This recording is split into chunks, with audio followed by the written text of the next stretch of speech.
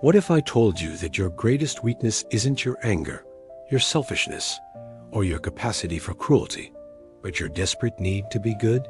What if the very thing you've been taught to cultivate your kindness, your availability, your endless giving, has become the prison that keeps you small, exhausted, and perpetually unseen? You feel it, don't you? That hollow ache of pouring yourself out for others while your own soul withers in neglect. The bone-deep fatigue of carrying everyone's emotions while your own remain buried. The silent scream of a heart that has forgotten how to beat for itself. If this video finds you, like and subscribe, because by the end of this journey, you will become a different person. So stay until the end, for your own liberation depends on it. There is a particular kind of suffering that belongs to the eternally good, a suffering so quiet, so normalized, that society barely acknowledges its existence. It is the suffering of the one who always says yes when their soul screams no. The suffering of the one who holds space for everyone's darkness, while their own shadow remains unexamined and unintegrated. You know this pain intimately. It lives in the space between your public face and your private exhaustion. It breathes in the moments when you realize you've become a stranger to yourself. When you look in the mirror and see someone you don't recognize, someone who has been so busy being what others need that they've forgotten who they actually are. Carl Jung understood this when he spoke of the persona, that mask we wear to meet the world's expectations. But what happens when the mask becomes so perfectly fitted, so constantly worn, that we forget there's a face beneath it? What happens when our goodness becomes our cage? Machiavelli, often misunderstood as an advocate for cruelty, actually understood something profound about human nature, that the person who cannot say no, who cannot disappoint, who cannot set boundaries, becomes not virtuous, but weak. And in their weakness, they become vulnerable to manipulation, resentment, and ultimately, a slow death of the spirit. You've felt this, haven't you? The way people take your kindness for granted. The way they assume your availability, your emotional labor, your endless capacity to absorb their needs while never truly seeing yours. You've become the emotional dumping ground, the unpaid therapist, the reliable one who never complains, and in return, you've received the hollow praise of being so good, so selfless, so giving. But at what cost? At the cost of your own vitality, your own dreams, your own right to exist as a complete human being with needs, desires, and boundaries. This is the dark side of goodness. Not the goodness that flows from a full cup, but the goodness that empties you until you're running on the fumes of societal approval and the terror of being seen as selfish. How did you arrive at this place of self-abandonment? The answer lies not in your personal failings, but in the sophisticated machinery of social conditioning that has been operating on your psyche since childhood. From your earliest moments, you learned that love was conditional. You discovered that approval came not from being authentically yourself, but from being useful, compliant, and emotionally available to others. The message was clear. Your worth was determined not by your inherent value as a human being, but by your ability to meet the needs and expectations of those around you. Jung called this process the development of the persona, but society calls it being good. You learned to smile when you felt sad, to say yes when you meant no, to prioritize others' comfort over your own truth. You learned that your emotions were inconvenient, your needs were selfish, and your boundaries were mean. Machiavelli observed that those who are always good become predictable, and predictable people become tools in the hands of those who understand power dynamics. When you cannot disappoint, you cannot negotiate. When you cannot say no, your yes becomes worthless. When you cannot withdraw your availability, you become a resource to be exploited rather than a person to be respected. But here's what they never told you. This conditioning didn't just shape your behavior, it shaped your very sense of self. You began to identify with your usefulness. Your self-worth became entangled with your ability to serve others. Your identity became so enmeshed with being the good one that the thought of disappointing anyone became existentially terrifying. Nietzsche spoke of this slave morality, a moral system that elevates suffering, self-sacrifice, and submission as virtues, while demonizing strength, self-assertion, and the courage to stand alone. You've been living under this moral framework, believing that your pain is noble, your exhaustion is virtuous, and your self-neglect is spiritual. But what if I told you that this isn't spirituality? It's trauma. What if your compulsive goodness isn't love? It's fear. Fear of abandonment, fear of conflict, fear of being seen as anything other than infinitely available and endlessly giving. The society that praised you for your selflessness was never concerned with your well-being. It was concerned with maintaining a system where certain people, often the most sensitive, the most empathetic, the most conscious, sacrifice themselves on the altar of social harmony, while others benefit from their emotional labor without reciprocation. You've been taught to call this love, but Machiavelli would call it what it is: a power dynamic where you consistently occupy the position of the powerless. And so we arrive at the moment of choice, the moment when you must decide whether to continue this slow suicide of the soul or to embark on the frightening but necessary journey of reclaiming yourself. This journey begins not with grand gestures or dramatic confrontations, but with the simple, revolutionary act of withdrawal, conscious unavailability, strategic absence, the deliberate cultivation of space between your authentic self and the demands of a world that has grown accustomed to your endless giving. This is not about becoming cruel or heartless. This is about recognizing that your energy, your time, your emotional capacity are not infinite resources to be distributed at will. They are sacred currencies that must be invested wisely, with intention, with boundaries, with respect for your own humanity. Machiavelli understood that the ruler who is always available loses their mystique, their power, their ability to command respect. The same principle applies to your personal relationships.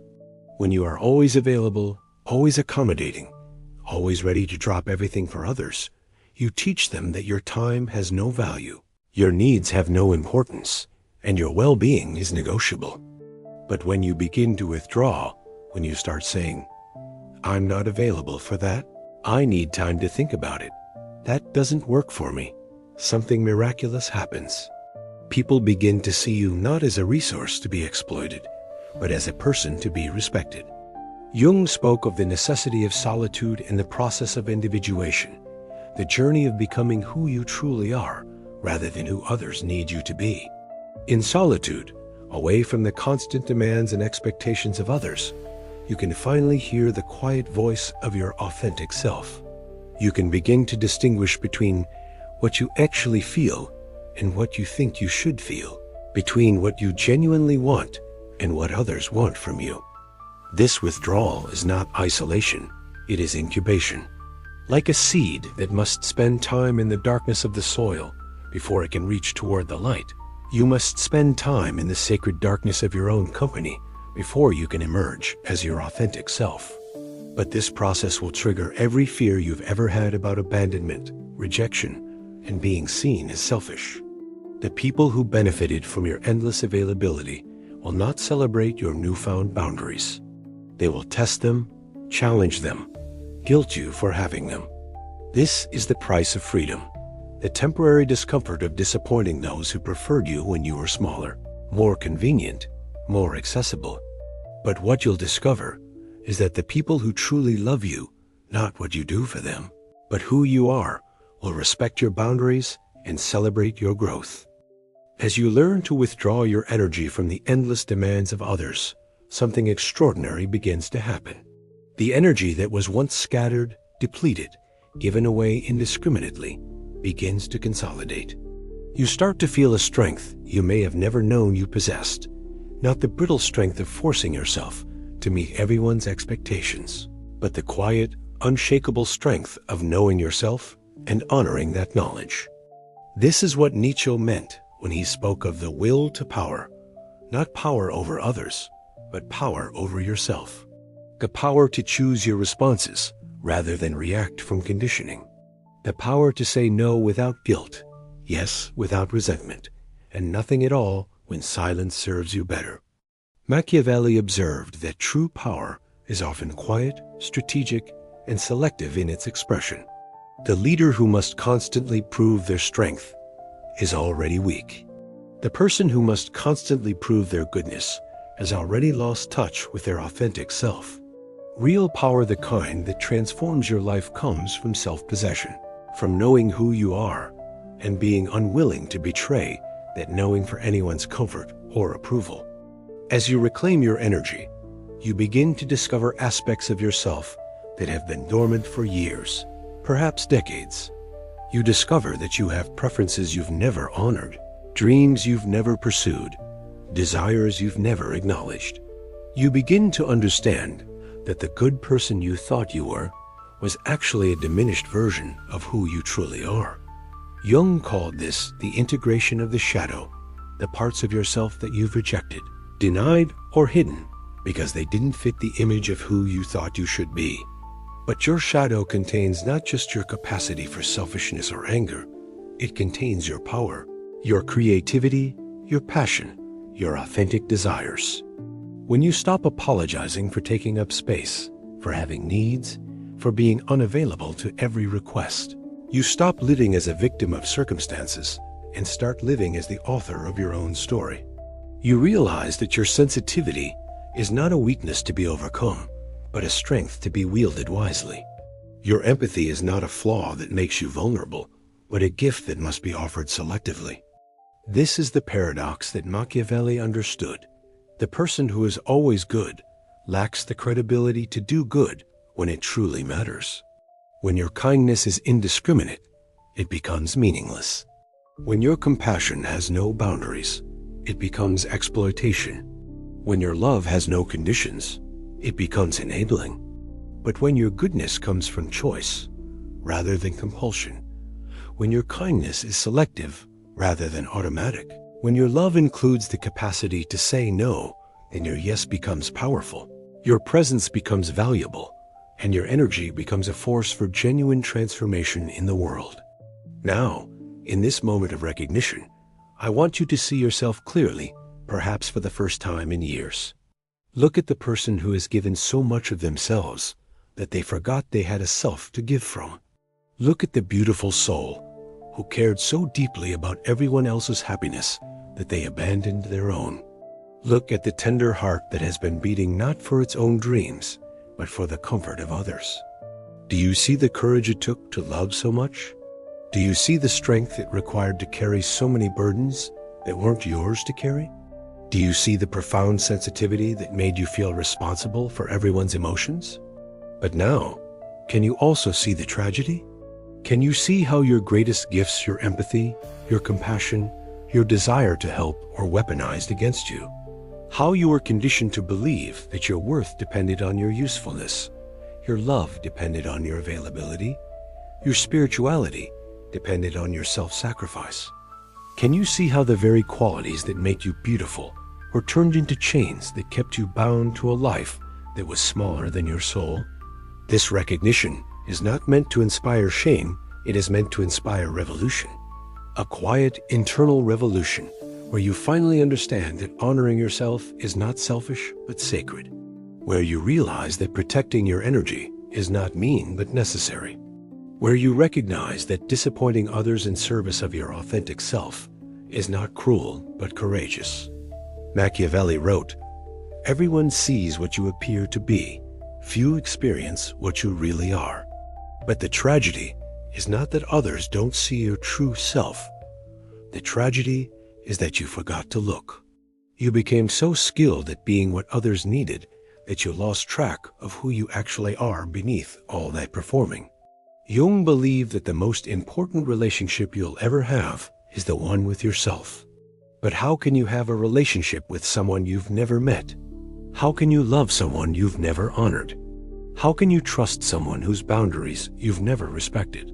The person you've been, the endlessly available, perpetually accommodating, never disappointing version of yourself, was never the real you. It was a survival strategy, a defense mechanism, a way of belonging in a world that felt unsafe for your authentic self. But you don't need that strategy anymore. You are strong enough now to risk being disliked, mature enough to risk being misunderstood, courageous enough to risk standing alone rather than losing yourself in the crowd of other people's expectations. What would happen if you started treating yourself with the same kindness you've shown others? What would happen if you protected your time the way you've protected their feelings? What would happen if you prioritized your needs the way you've prioritized their comfort? What would happen if you finally came home to yourself? And so we arrive at the final movement of this symphony of awakening, the integration. This is not the end of your journey, but the beginning of your authentic life. This is where all the pain, all the awareness, all the withdrawal, all the reclaimed power converges into something new. A person who is both deeply good and fiercely boundaried, profoundly compassionate and strategically unavailable, genuinely loving and unafraid to disappoint. The integration means you no longer have to choose between being good and being authentic. You realize that true goodness, the kind that changes the world, comes not from self-abandonment, but from self-mastery. Not from saying yes to everything, but from knowing when your no serves a higher purpose than your yes. Machiavelli understood that the most effective leaders are those who can be both lion and fox fierce when strength is required, clever when strategy is needed. You are learning to embody this same duality, gentle enough to hold space for genuine suffering, strong enough to refuse manipulation, open enough to love deeply, wise enough to love selectively, available enough to serve what truly matters, unavailable enough to protect what is sacred. Jung called this integration the path to individuation, becoming whole rather than perfect, authentic rather than agreeable, self-possessed rather than people-pleasing. It is the journey from the false self that exists to meet others' needs to the true self that exists to fulfill your soul's purpose. This integrated self can feel strange at first. You might feel guilty for saying no, selfish for prioritizing your needs, mean for disappointing others. These feelings are not signs that you're doing something wrong. They are the withdrawal symptoms of a consciousness that has become addicted to external validation and others' approval. But as you continue to choose authenticity over acceptance, boundaries over belonging, self-respect over social harmony, something miraculous happens. You discover that the people who truly belong in your life not only accept your boundaries, they celebrate them. They recognize that a person who knows themselves is infinitely more trustworthy than a person who lives to please. You begin to attract relationships based not on what you can do for others, but on who you authentically are. Your energy, no longer depleted by endless giving, becomes a magnet for genuine connection, meaningful work, and experiences that actually feed your soul rather than drain it. This is the dark side of goodness transformed into the light of wisdom. Your compassion becomes discerning rather than indiscriminate. Your kindness becomes powerful rather than permissive. Your love becomes transformative rather than enabling. And in this integration, you finally understand what Nietzsche meant when he spoke of becoming who you are. You are not becoming someone new. You are finally allowing yourself to be who you have always been beneath all the conditioning, all the performance, all the desperate attempts to be acceptable to others. You are coming home to the person you were before the world told you that your worth depended on your usefulness. You are remembering the soul you abandoned in your quest to be loved. You are reclaiming the power you gave away in your fear of being alone. This is your return to wholeness. This is your liberation. This is your birth into authentic life. As we reach the end of this journey together, I want to leave you with this truth. You are never meant to be endlessly available to others while being perpetually unavailable to yourself. You were never meant to be so good that you disappeared. You were never meant to love everyone else more than you love your own sacred soul. The dark side of goodness is not that goodness is bad. It is that goodness without boundaries becomes self-betrayal. Compassion without wisdom becomes enabling. Love without limits becomes prison. But now you know, now you see, now you have a choice. Will you continue to live as a stranger to yourself, endlessly giving from an empty cup, or will you finally honor the magnificent, complex, beautifully imperfect human being that you are? The world doesn't need more people who are endlessly available. The world needs more people who are authentically present. The world needs you, not the diminished version of you that says yes to everything, but the integrated version of you that knows when to say no, when to withdraw, when to protect the sacred flame of your authentic self. Your journey home to yourself begins now. Not tomorrow, not when conditions are perfect, not when everyone approves. No. Come home to yourself. You've been away far too long.